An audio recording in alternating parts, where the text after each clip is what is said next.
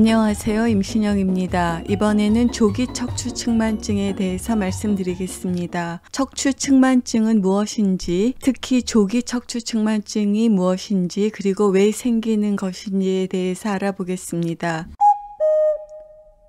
척추 측만증 스콜리오시스는 척추와 몸통이 비틀린 변형입니다. 10도 이상 척추가 휘어 있고 정상적으로 존재하는 척추의 전만과 후만의 변화가 동반됩니다. 동시에 척추가 회전되어 있습니다. 척추 측만증은 한쪽 어깨가 올라가 있다, 목이 기울어요, 척추가 똑바르지 않아요, 자세가 비뚤다 등의 증상을 보입니다. 몸통을 앞으로 구부리고 이때 한쪽 몸통이 올라가 있는 것을 발견할 수 있습니다. 어린아이의 경우 이러한 테스트를 하기 어려운 경우가 있습니다. 척추 측만증이 의심되면 엑스레이 촬영을 하여 측만증 각도가 10도 이상이면 척추 측만증이 있는 것입니다. 척추 측만증은 꽤 흔해서 100명당 2~3명꼴로 발생합니다. 10세 이전에 발생하는 것을 조기 척추 측만증이라고 합니다. 그 이후에 발생하는 청소년기 척추 측만증이 있습니다. 분류하는 것은 서로 다르기 때문입니다.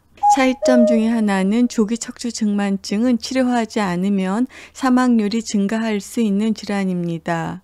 이에 반해서 청소년기 척추 측만증은 치료하지 않아도 사망률은 증가하지 않습니다. 그렇다면 조기 척추 측만증을 치료하지 않으면 왜 사망률이 증가하는 것일까요? 아동이 성장함에 따라 척추는 계속 성장하고 이와 더불어서 폐가 위치하는 흉곽의 부피도 자라나야 합니다. 폐 기능이 발달하기 때문에 조기 척추 측만증이 있어서 척추가 성장하지 않으면 충분한 용량의 흉곽이 확보될 수 없고 따라서 폐 기능의 발달이 저해됩니다. 이것이 조기 척추 측만증에서 사망률이 증가하는 이유입니다. 이 슬라이드는 유명 배우가 스포츠카를 타고 질주하는 장면을 촬영해야 되어 특수차를 주문 제작하였습니다. 배우가 차를 타려고 하니까 배우의 몸이 너무 커서 탈 수 없었다는 기사였습니다. 비슷하게 정상적인 성장과 발달을 위해서는 충분한 용량의 폐 기능이 확보되어야 하는데 조기 척추 측만증이 있어서 충분한 용량의 흉곽 부피가 확보되지 않으면 폐 발달이 잘 이루어지지 않을 것이고 이로 인해서 사망률이 증가할 수 있습니다.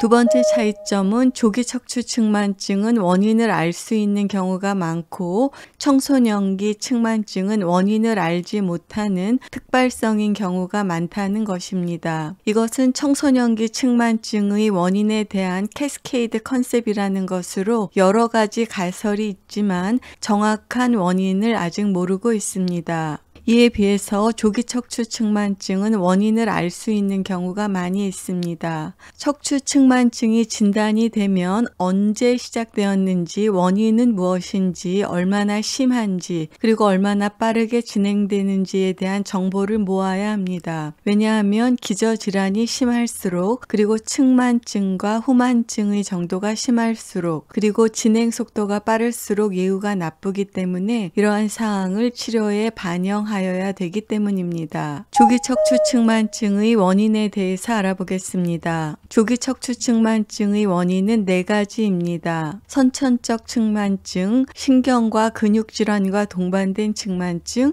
증후군과 동반된 측만증, 그리고 원인을 알 수 없는 빨성 측만증입니다. 선천성 측만증입니다. 척추 형태의 이상으로 발생하는 측만증을 이야기합니다. 네모 반듯한 척추가 아니라 반쪽짜리 척추가 있을 때 혹은 척추가 붙어있는 경우에도 측만증이 생길 수 있습니다. 척수 공동증 등 동반 질환이 있는지를 확인하여야 하며 성장하면서 진행할 수 있는 측만증입니다. 이와 같은 척추 이상에 의한 측만증은 임신 20주 이전에 발생하는 선천성 측만증입니다. 선천적으로 손해가 목 아래로 내려와 있는 키아리 기형 일형에서도 측만증이 나타날 수 있습니다. 듀셴 근이영양증 등 선천성, 유전성 근육병 등에서도 성장하면서 심한 측만증이 발생할 수 있습니다. 이제 증후군과 동반된 조기 척추 측만증입니다. 여기에 해당하는 증후군으로 대표적인 것은 프라더-윌리 증후군, 누난 증후군, 신경섬유종 일형 등입니다. 또한 결체 조직 이상 증후군 중에 대표적인 말판 증후군, 엘러스단로스 증후군 등이 포함될 수 있습니다. 이번 시간에는 척추 측만증이 무엇인지, 특히 조기 척추 측만증은 무엇인지, 왜 생기는 것인지에 대해서 알아보았습니다. 다음 시간에는 조기 척추 측만증의 치료에 대해서 알아보겠습니다. 감사합니다. 임신영이었습니다.